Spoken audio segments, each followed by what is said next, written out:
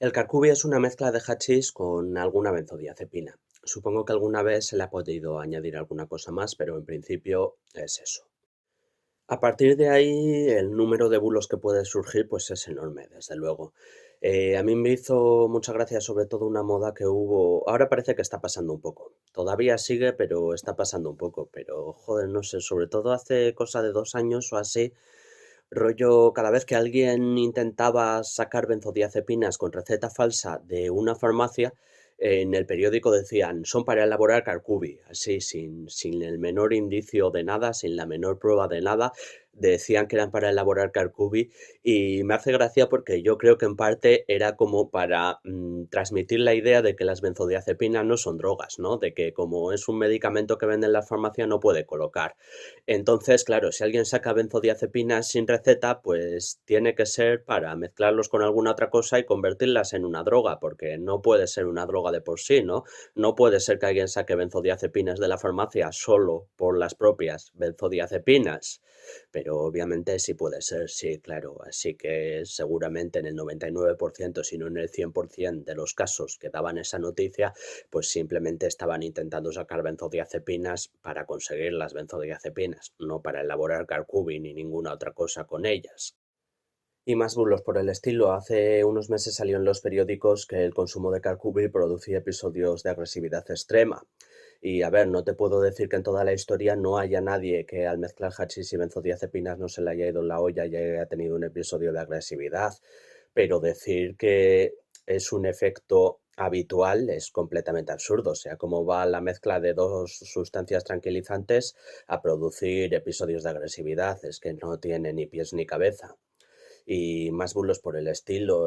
También hace poco leí en una noticia el carcubi, el poderosísimo alucinógeno, que no sé qué poderosísimo alucinógeno, tío, es solo una mezcla de hachís y benzodiazepinas. No hay mucho misterio ahí ni hay mucha magia ahí, o sea, no hay mucho que rascar en realidad.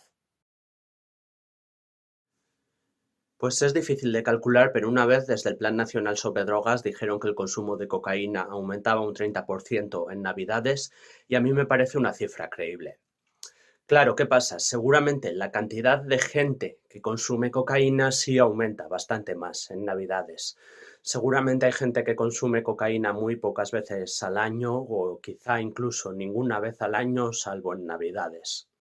Pero claro, si las personas que consumen 8 gramos de cocaína a la semana continúan consumiendo 8 gramos de cocaína a la semana también en Navidad, pues entonces, aunque mucha gente que el resto del año no consume pille medio gramo o pille 1 gramo para Navidad, pues no se va a producir un incremento muy fuerte en el total de cocaína consumida, ¿no? Seguramente por eso la estadística puede parecer un poco engañosa. Pues es una combinación que no suele tener muchos más riesgos que las dos sustancias por separado. El principal riesgo añadido es que el THC pues potencie de forma incontrolada o inesperada los efectos estimulantes más negativos de la cocaína. Entonces, se podrían dar o podrían empeorar pues síntomas así un poco paranoides o síntomas de ansiedad, crisis de pánico, cosas así. Esas cosas sí podrían aparecer combinando estas dos sustancias. De todas formas, si mencionas el tema de las convulsiones, pues yo creo que si te volviera a pasar podría ser interesante que hicieras una visita a una consulta médica para descartar algún posible problema mayor, que no creo que sea el caso, ¿eh? O sea, no es probable, no creo que haya un problema grave por el que tengas que preocuparte, pero solo por si acaso, si te volviera a pasar, creo que estaría bien acudir a un médico, sí. Pues en principio, salvo que se esté usando ese nombre para alguna otra cosa más, a lo que llaman pescado es cannabinoides sintéticos. Cannabinoides sintéticos rociados sobre alguna hierba. Puede ser bien cannabis, bien otra planta. Y es buen momento para preguntarlo porque, casualidad, justo el último vídeo que subí a YouTube era el dedicado a los cannabinoides sintéticos, así que ahí están todos sus efectos bien explicados. Bueno, esto es complicado porque hay unos cuantos motivos por los que la cocaína, sea en la forma que sea, en clorhidrato, en crack, en base libre o lo que sea, podría tener estos efectos. A ver, de primeras es un estimulante del sistema nervioso central y pues puede producir hormigueos en las extremidades, entumecimientos, ese tipo de cosas, porque al final pues se está añadiendo estímulos al sistema nervioso central, ¿no? También es que relacionado con esto, con la activación excesiva del sistema nervioso central, pues el entumecimiento no es un síntoma especialmente raro. Hay a gente a la que le pasa cuando le da un ataque de ansiedad, por ejemplo, que se le entumecen los brazos o que se le entumecen las piernas cuando le da un ataque de ansiedad. Pero pasando ahora a las cosas más chungas, pues sí, efectivamente, como dices en el propio mensaje, pues podría tener que ver con el sistema cardiovascular, podría tener que ver con que la cocaína es un vasoconstrictor potente y afecta al sistema cardiovascular para mal, y entonces podría ser una señal muy mala, sí.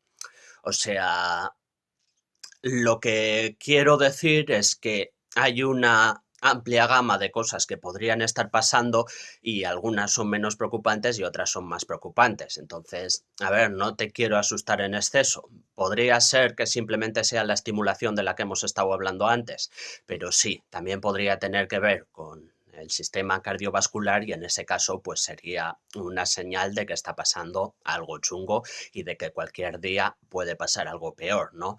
Entonces, ya te digo, tampoco quiero asustarte en exceso porque de momento pues no está claro por qué es, pero pues que sepas que la posibilidad de que haya un problema preocupante está ahí. Esta es una pregunta curiosa, así que voy a intentar dar una respuesta bien elaborada y razonada. A tope. No soy biólogo, no conozco bien las particularidades del organismo de los mosquitos, así que voy a intentar responderla en base a lo que sé en general sobre los animales y cómo les afectan las drogas.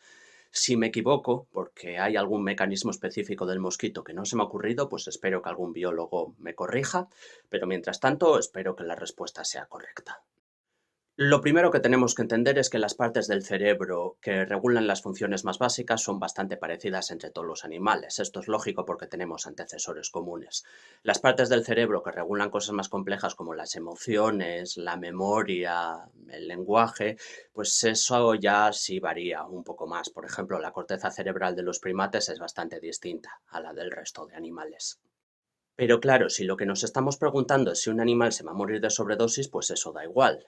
Da igual cómo afecten las drogas a las emociones o a la memoria, lo único que nos importa es cómo afectan a las funciones más básicas, al hecho de respirar o a la velocidad a la que van los latidos del corazón, porque es alterar esas funciones lo que te va a matar. Las alteraciones que se puedan producir en sentimientos o en la memoria no te van a matar. Entonces, en ese aspecto, el cerebro del mosquito debería parecerse bastante a un cerebro humano, así que las drogas deberían afectar de la misma forma y en las mismas proporciones. Claro, esto no significa que 0,2 gramos de ketamina hagan lo mismo en un humano que en un mosquito, pero sí significa, por ejemplo, que 2 miligramos de ketamina por litro de sangre en un humano deberían hacer aproximadamente lo mismo de cara a ver si se muere o no que 2 miligramos de ketamina por litro de sangre en un mosquito. Como las drogas, al llegar al torrente sanguíneo, se reparten de forma más o menos uniforme, pues si tú tienes 2 miligramos de ketamina por litro de sangre en tu sangre, un mosquito que chupe esa sangre no podrá tener más de 2 miligramos de ketamina por litro de sangre. De hecho, tendrá bastante menos porque ya tenía sangre de antes, no está viviendo exclusivamente con la sangre que acaba de tomar de ti. Así que en principio el mosquito no debería experimentar más efectos de los que experimentas tú. Claro que también tenemos que tener en cuenta la tolerancia. Si tú ya tenías tolerancia a la queta, pues las mismas dosis te harán menos efecto de lo que harían a otra persona o a otro animal. 2 miligramos de ketamina por litro de sangre para ti puede tener menos efectos que lo que tendría 1 miligramo de queta por litro de sangre en otra persona no acostumbrada, quizás.